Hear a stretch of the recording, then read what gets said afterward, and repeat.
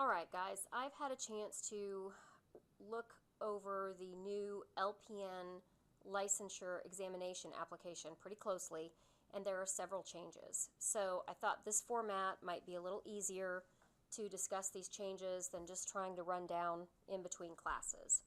So the first thing I want to direct your attention to is the new instruction letter. So the best thing to do when you're going to the State Board of Nursing website is to utilize Chrome. It doesn't work very well with Internet Explorer. So if you've got your Google Chrome, open that up. In the search bar, just go ahead and type pr.mo. You can see I've typed it before, .gov/nursing, and I think you have to put the ASP, but I think sometimes if you just put nursing, it'll still go. But anyway, that'll take you to the State Board of Nursing's website. All right? The next thing I want you to do is come down here to licensure. And then where it says LPN, click on that. Now there's some good little PowerPoints that they have there, the pathway to licensure. They're not totally updated though, so until they update those, you might want to wait. But you can see there's multiple options for examination. You guys are all going to be LPN licensed by examination. So the first thing we're going to do is open the instruction letter because, you know, starting with the instructions is a smart thing to do. So first things first, it says it right in the top. It's got it in a big black box. Graduates of nursing programs may practice as a graduate nurse until you've received the results of your first licensure exam or until 90 days after graduation, whichever occurs first. So if you are out there working as a graduate practical nurse and you take your licensure exam on day 50 and you find out you don't pass it, you can't continue to practice for 40 more days. You have to stop then, all right? Or if you don't get all your stuff in and you don't get your ATT and you're past your 90 days and you still haven't tested, you have to stop practicing as a graduate practical nurse. They are not going to be very kind about this. You can see right here, if you practice beyond the graduate exempted practice period, you may be denied the opportunity to test. That would be a pretty poor outcome after spending a year in nursing school. Okay, so the next thing is this section on the Nurse Licensure Compact. This just basically tells you that you need a license for your primary state of residence. You're going to see that abbreviated as PSOR. Your primary state of residence is Missouri. You just need a Missouri license.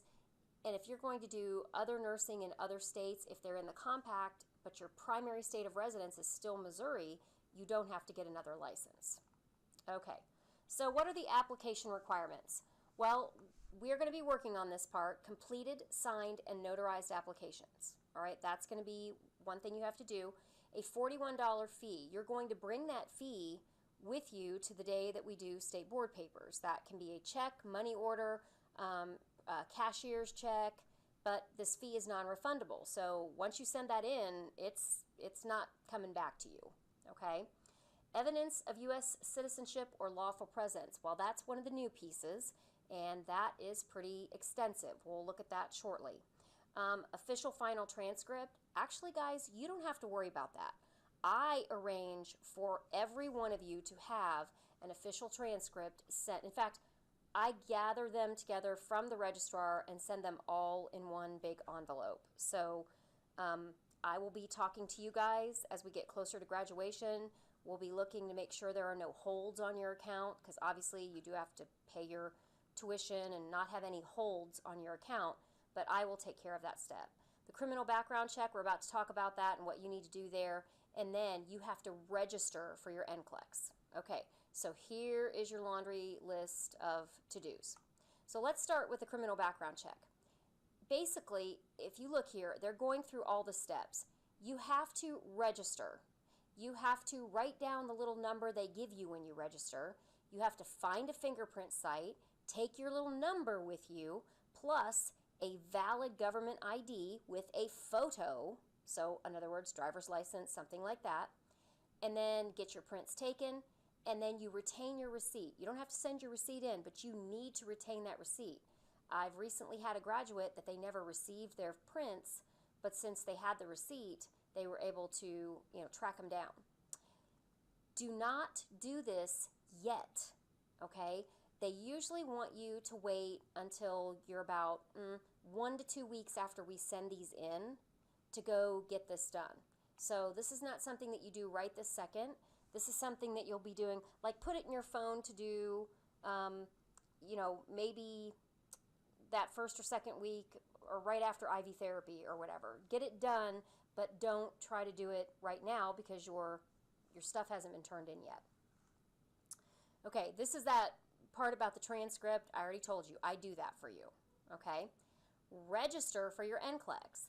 Guys, paying that fee to the board is just for your application to test. You have to actually register for the test, and this is going to be with, there is a candidate bulletin, and then you're going to go into this portal on ncsbn.org. It's recommended that you do this between 3 months and 4 weeks prior to your graduation date. And by the way, when you do this registration for your NCLEX, it's going to cost you about $200. So plan for that because that's going to be a $200 fee. All right. So I already had you guys starting to look ahead at some of the questions that they were going to ask you about. Have you ever done any of the following?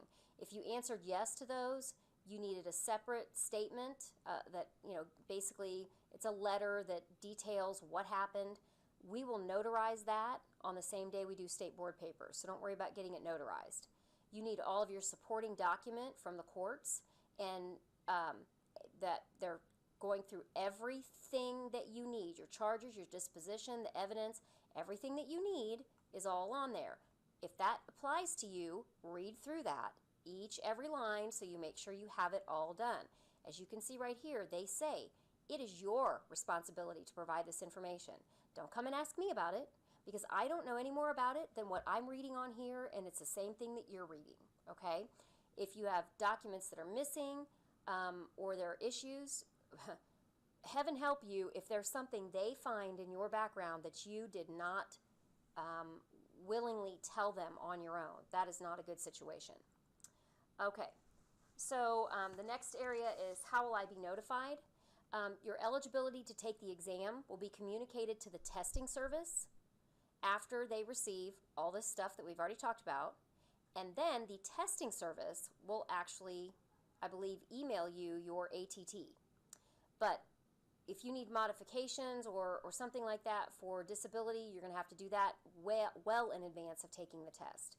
When can you expect to receive the results? Within 2 weeks of testing. However, a lot of you guys just, you do that $2 or $8 deal, and 2 days later you pay for $8 and they give you your unofficial results right then. So a lot of you guys do that. If you wait for the board to send you your letter, you want to save that $8, it's probably going to be close to 2 weeks after you test until you get that letter. Okay. This notice is just basically saying they're going to check and make sure that you've paid any and all taxes. If you have not paid your taxes, meaning, if you owe the government thousands of dollars in back taxes, you're not going to be able to test. You do have to, remain up to date on all of that in order to be eligible to test. Okay, here's some of the big new stuff. All applicants must answer the questions on the application regarding citizenship. Some of this used to be voluntary before, it's not voluntary anymore. A copy of the document that shows evidence of your citizenship or alien status must be submitted. So notice it says a copy. I don't need your birth certificate, I need a copy of your birth certificate. And that'll actually be for you to put with your application when we send it to the board. So what is evidence showing U.S. citizenship or U.S. national status? Well, here's primary evidence, okay? You've got a birth certificate, that's what most people use. But some of you guys, it may take you a little bit of time to get a birth certificate if you've got some other form on there that you can use. Note that Social Security cards are not acceptable documentation. So, they don't have a picture, it's just a card with your name and a number. That is not adequate documentation. But here's the other thing. If the document that you provide, which usually is your birth certificate, does not have a photograph, then you must present a government issued document that contains a photograph. So basically a driver's license, and you are going to have to make a copy of your driver's license. So make sure you make a good photocopy of that, because if the photo is so dark that you can't see who the person looks like, that's not going to end up being accepted. Okay? There's also secondary evidence. I'm not going to look through all of that. A lot more detailed individual information on what they call collective naturalization or derivative citizenship. If any of that applies to you, you need to read through it very carefully. Okay? For if you're an alien, then qualified aliens, non-immigrants, and aliens paroled to the U.S. for less than 1 year, you are going to have to provide documentation on List B. So I'm not going to go through all of that, but it's all detailed out here. So guys, this instruction letter has a lot of important information. I was shocked at how much they changed. I've been doing this for several years now, because I did it even before I became director. And in the last 7 or 8 years, there's been one tiny change on this application. And this time, it has absolutely gone through a complete overhaul. Okay, I'm going to close this instruction letter. And now we are going to actually open the application. So here's the deal, guys. You guys notice how it says save, print, reset? This is all new. This never used to be an editable document.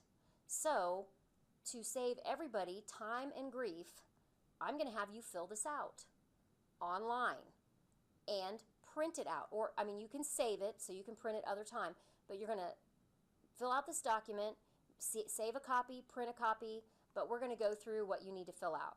So obviously, you're going to fill out your name, okay? When you're filling out your name, you're going to make sure that you put your last name, then your first name, your middle initial, your maiden name. Any of your other names. So if you've been married a couple times, then you might have to, put other names that you've been known by, all right? Your primary residence. This has to be a physical address. You cannot put down your P.O. box because that's your mailing address. No. If UPS were going to deliver you a package to your house, what address would they use to deliver that package? And what address do you use for voting purposes? That's the address that needs to go on here. So here's your address, your city, your state, your zip code. Then, if you prefer a mailing address that's a P.O. box, you put that here, city, state, and zip code, okay? Your social security number, okay? It is mandatory. It's used for identification purposes only. And then your home and your work. If you only have a cell phone, just put your cell phone right here. Don't worry about that it just says home. Just, if that's the only number that you have to get a hold of you, then that's where that number goes. And then your email address. Obviously, if you're typing your email address, there's going to be less hardship and a better chance that somebody's going to be able to read it. Now, for some reason, the Camtasia video will not let me type in. I've been kind of trying to do that, and it's just not letting me. So, but make sure you type that in. Your date of birth, your place of birth, which would be city, state, and county. That does not say country. That says county. So you need to know your county of birth and your mother's maiden last name. They're going to use that as like a kind of like a password or a code word. If they're really trying to make sure it's you, they're going to ask you what that was. And obviously you need to answer the same that you type in there. Now, this information used to be more voluntary, and now it is not. And I want to remind you that filling out this form is basically, you're making a sworn statement because you are going to sign this, you're going to have it notarized. So you can't be not forthcoming on this form.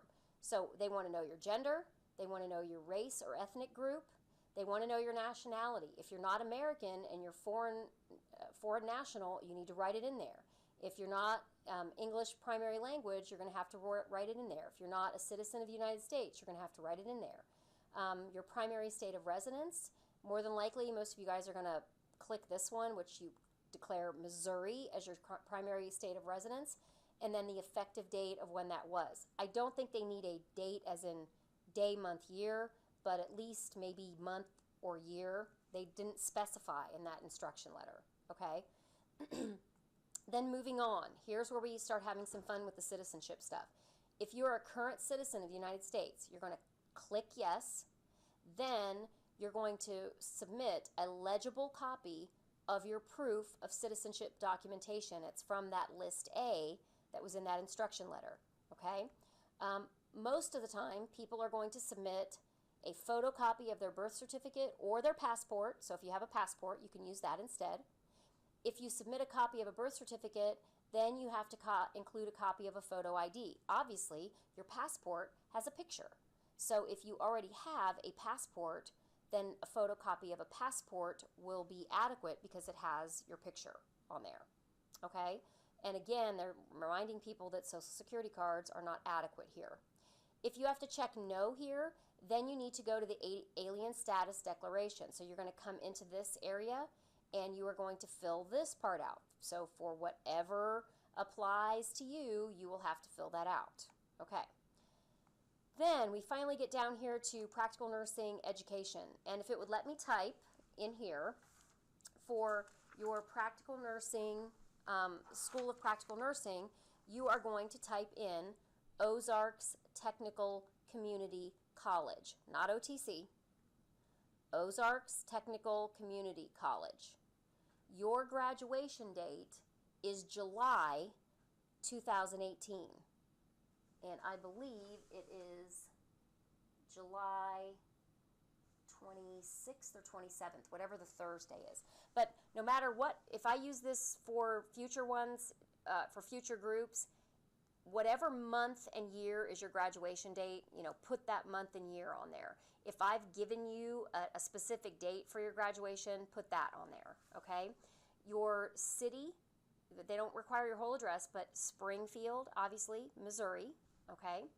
And then this is the really fun part, the name, address, and phone number of two individuals who will always know where to reach you, all right? So, it can be mom and dad if mom and dad don't live together because they can't have the same daytime phone number, nor, I believe, do they want them to have the same address. But at the very least, daytime phone number. You might be able to get away with it if you're using their cell phones, but it's better to have, if your parents are living together in the same house, put a parent down and then maybe an aunt or an uncle or somebody else that's going to know how to get a hold of you. So you need their name, their address, their telephone number, and they're going to ask you to identify their relationship to you, okay? And then the screening questions. These are going to be pretty similar to the ones from the last application, but read through them carefully. Remember, again, you're about to sign this thing, and it's a sworn statement. So if you notice in capital letters at the top, it says absolute and complete candor is required. If you are in doubt whether or not to report it, you should report it, okay? If you say yes, then, to some of these, you're going to have to explain fully what some of those things mean, all right?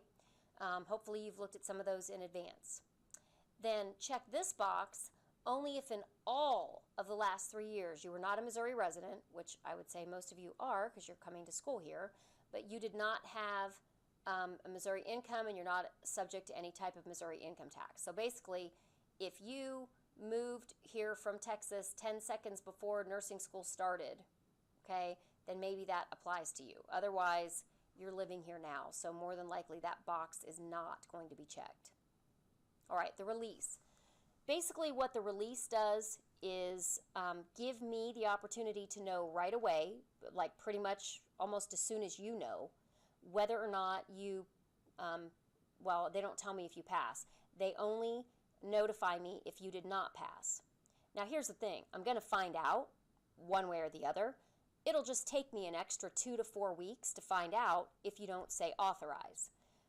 That's bad for you because if I don't know that you did not pass, then I can't extend your Kaplan and I can't do things to help you pass the boards the next time.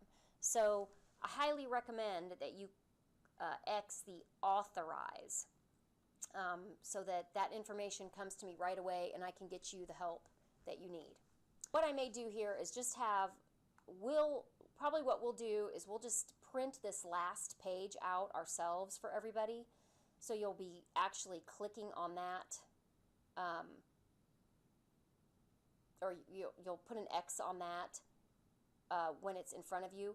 But I want to be able to type in Marissa, who is our notary public. We don't want her to have to write all this stuff every time. So we might just have her do that last page and type it out. And then it'll just be her signature, my signature, and then your signature. But you will not sign this application until you are sitting in front of the notary public. Okay? Now I know this was like 20 minutes, but I wanted to go through everything. If you have any questions, you can ask me. And I know it's short turnaround, but I had no idea that they made, this many changes. So hopefully this gives you some time to get some things figured out. And I will see everyone in class on the day that we're doing our state board papers.